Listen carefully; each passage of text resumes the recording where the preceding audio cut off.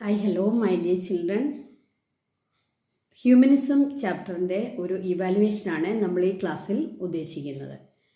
ഞാൻ നിങ്ങളോട് നേരത്തെ പറഞ്ഞതുപോലെ ഹ്യൂമനിസം ചാപ്റ്റർ പാർട്ട് 1, 2, 3, 4 4 ക്ലാസ്സുകളിലായിട്ടാണ് നമ്മളത് പൂർത്തിയാക്കിയിരിക്കുന്നത്. അതിനകത്ത് ധാരാളം നമുക്ക് ഇമ്പോർട്ടൻ്റ് ആയിട്ടുള്ള കുറേ ക്വസ്റ്റ്യൻസ് അതിൽ നിന്ന് നമുക്ക് പ്രതീക്ഷിക്കാം. പ്രത്യേകിച്ച് നമ്മുടെ ഫസ്റ്റ് ടൈം പരീക്ഷയെ നമുക്ക് മുന്നിൽ കണ്ടുകൊണ്ട് വേണം നമുക്ക് ഇവാലുവേഷൻ നടത്താൻ.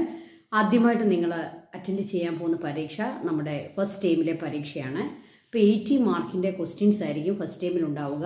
അതിൽ നിന്ന് ഒരു നല്ല ശതമാനം ക്വസ്റ്റ്യൻസ് നമ്മുടെ ഈ ഹ്യൂമനിസം ചാപ്റ്ററിൽ നിന്ന് വരാൻ സാധ്യതയുണ്ട്. ആ ക്വസ്റ്റ്യൻസ് നമുക്ക് ഈ ക്ലാസ്സിൽ നമുക്ക് ഡിസ്കസ് ചെയ്യാം. പല ടൈപ്പ് ക്വസ്റ്റ്യൻസ് നമ്മൾ ഡിസ്കസ് ചെയ്യുന്നുണ്ട്. അതുകൊണ്ട് നിങ്ങൾ ഈ വീഡിയോ സ്കിപ്പ് ചെയ്യാതെ മുഴുവനും കാണുക. അതിനു മുമ്പ് നിങ്ങളോടൊരു കാര്യം പറയാൻ ആഗ്രഹിക്കുന്നു. നമ്മുടെ ചാനൽ സ്റ്റാർട്ട് ചെയ്തിട്ട് 17 ദിവസങ്ങളോളമായി. അപ്പോൾ നമുക്ക് നല്ല നിലയിൽ നമ്മുടെ കുട്ടികൾ ഈ ചാനൽ സബ്സ്ക്രൈബ് ചെയ്ത് ടീച്ചറിൻ്റെ ക്ലാസ്സുകൾ കൃത്യമായി അറ്റൻഡ് ചെയ്യുന്നുണ്ട്. അപ്പം നിങ്ങൾ നിങ്ങളുടെ കൂട്ടുകാർക്കും ഈ വിവരം നിങ്ങൾ പാസ് ചെയ്യുക.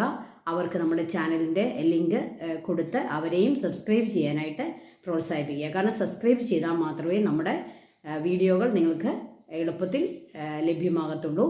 അതുപോലെ തന്നെ കമൻറ്റ് ചെയ്യാൻ മറക്കരുത്. നിങ്ങളുടെ കമൻറ്റുകളൊക്കെ നമുക്ക് ഒത്തിരി ഇഷ്ടപ്പെടും. അതുകൊണ്ട് തീർച്ചയായും നിങ്ങൾ കമൻറ്റ് ചെയ്യുക. അങ്ങനെ നമ്മുടെ ചാനലിനെ സപ്പോർട്ട് ചെയ്യാനൂടി നിങ്ങളുടെ കൂട്ടുകാരെയും നിങ്ങൾ ഉത്സാഹിപ്പിക്കുക. ഓക്കെ, അപ്പം നമുക്ക് ക്ലാസ്സിലേക്ക് പോകാം.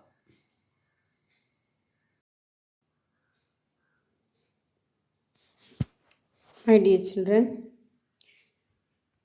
നമുക്ക് നമ്മുടെ ഫസ്റ്റ് ചാപ്റ്റർ ഹ്യൂമനിസം വളരെ ഇമ്പോർട്ടൻ്റ് ആണ്. നമ്മുടെ ഇപ്പോൾ ഏറ്റവും അടുത്ത് വരുന്ന പരീക്ഷ നമ്മുടെ ഫസ്റ്റ് ടൈം എക്സാമാണ്.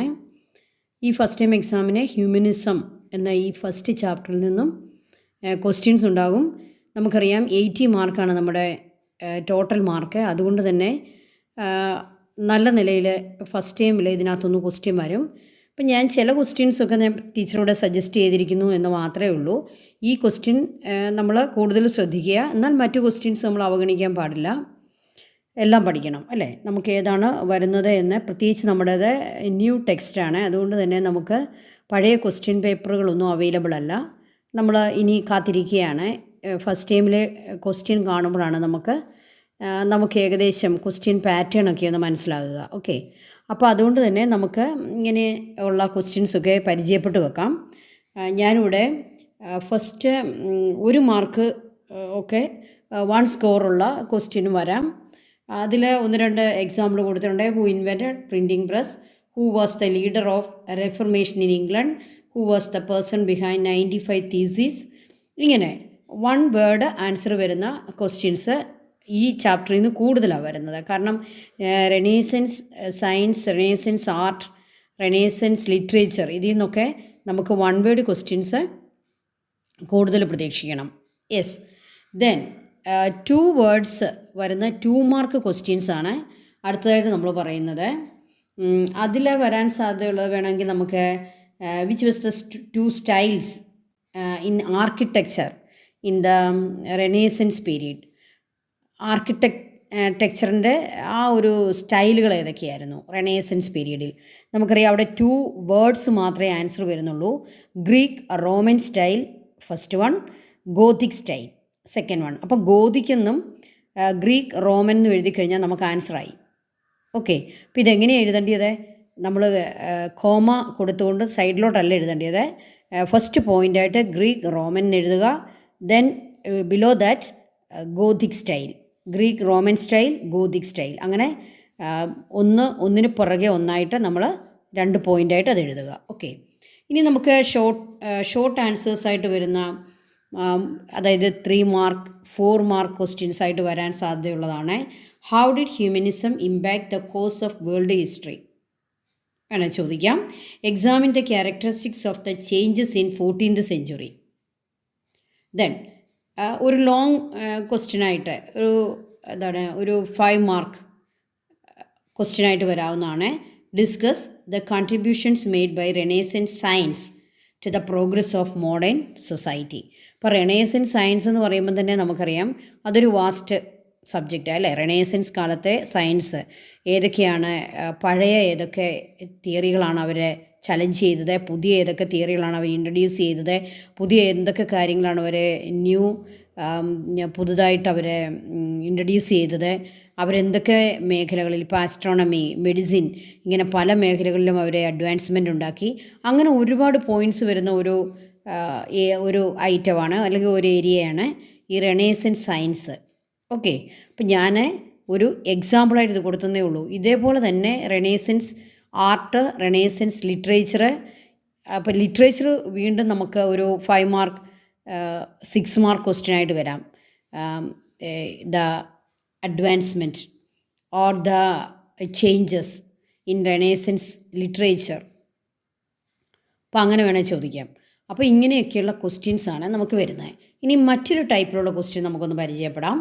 അത് ഈ മാച്ച് ദ ഫോളോയിങ് എന്നുള്ള ക്വസ്റ്റ്യൻസ് ആണ്. അപ്പോൾ ഈ ഒരു ഹ്യൂമനിസം ചാപ്റ്ററിൽ നിന്ന് മാച്ച് ദ ഫോളോയിങ് അങ്ങനെ രീതിയിലുള്ള ക്വസ്റ്റ്യൻസ് വരാനുള്ള ചാൻസ് ഉണ്ട്. കാരണം എന്താണെന്ന് നമുക്കറിയാമല്ലോ, ഇതിനകത്ത് കുറേ ഇമ്പോർട്ടൻറ്റ് നെയിംസും കുറേ ഇമ്പോർട്ടൻ്റ് ആയിട്ടുള്ള ഇൻവെൻഷൻസും അങ്ങനെയുള്ള കാര്യങ്ങളൊക്കെ ഉണ്ട്. ഇപ്പം എക്സാമ്പിൾ പറഞ്ഞാൽ റെനേസൻസ് ആർട്ട് എടുത്തു കഴിഞ്ഞാൽ അതിനകത്ത് കുറേ ആർട്ടിസ്റ്റുകളുടെ പേരും അവരുടെ വർക്കും കൊടുത്തിട്ടുണ്ട് അല്ലേ.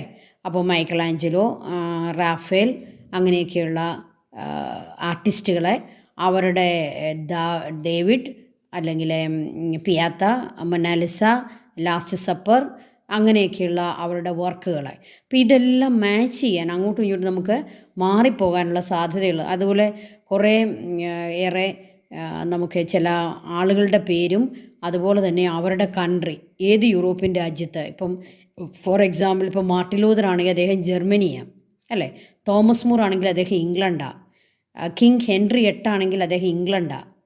അപ്പം ഇങ്ങനെ വ്യക്തികളും അവരുടെ രാജ്യവും ഒക്കെ മാച്ചാകാനായിട്ടുള്ള ചോദ്യങ്ങൾ വരാം. അപ്പോൾ ഞാൻ ഇവിടെ കറക്റ്റായിട്ടാണ് കൊടുത്തിരിക്കുന്നത്. നമുക്ക് ചോദ്യം വരുമ്പോൾ ഇങ്ങനെ കറക്റ്റ് ആൻസർ ആയിരിക്കത്തില്ല, അത് നമ്മൾ കറക്റ്റ് ആക്കണം. അപ്പോൾ എങ്ങനെയാണ് പലപ്പോഴും കുട്ടികൾക്ക് മാച്ച് ചെയ്യുന്നത്, അവരെ ഇതുപോലെ തരുന്ന എ കോളവും ബി കോളവും കുട്ടികൾ എന്താണ് ചെയ്യുക, പരസ്പരം വരച്ച് മാച്ച് ചെയ്യാറുണ്ട്. ആ ഒരു രീതിയെ നമ്മൾ പ്രോത്സാഹിപ്പിക്കുന്നില്ല. നമ്മൾ ടീച്ചേഴ്സ് പറയുന്നത് എ കോളം നമുക്ക് മാറ്റങ്ങളൊന്നുമില്ലാതെ നമ്മൾ അതുപോലെ തന്നെ എഴുതുന്നു, ബി കോളം നമ്മൾ കറക്റ്റ് വേർഡ് കണ്ടുപിടിച്ച് എ കോളത്തിലെ വേർഡിനെ മാച്ച് ചെയ്ത് എഴുതുന്നു. അല്ലാതെ അങ്ങോട്ടും ഇങ്ങോട്ടും ലൈൻസ് വരച്ച് അതിനെ മാച്ച് ചെയ്യുന്നത് നമ്മൾ ഒരിക്കലും നിങ്ങൾ ചെയ്യാൻ പാടില്ല. അത് SSLC നിങ്ങളുടെ പബ്ലിക് എക്സാമിന് പോലും യാതൊരു കാരണവശാലും അങ്ങനെ എഴുതാൻ പാടില്ല. നിങ്ങൾ ഇതുപോലെ തന്നെ കറക്റ്റ് വേർഡ് ബി കോളത്തിൽ നമ്മൾ തന്നെ എഴുതുക. ഓക്കെ, അപ്പോൾ മെഡീസി ഫ്ലോറൻസ് ആണ്. മെഡീസി നമുക്കറിയാം ഒരു ഇറ്റാലിയൻ ഫാമിലിയാണ്, അവർ ഫ്ലോറൻസിലാണുള്ളത്. ആഗ്നി ഇൻ ദ ഗാർഡൻ എന്നുള്ള ഒരു പെയിൻറ്റിംഗ് ആണ്, അത് ജിയോവാനി ബെല്ലിനി. പിയാത്ത മൈക്കലാഞ്ചലോടെയാണ്.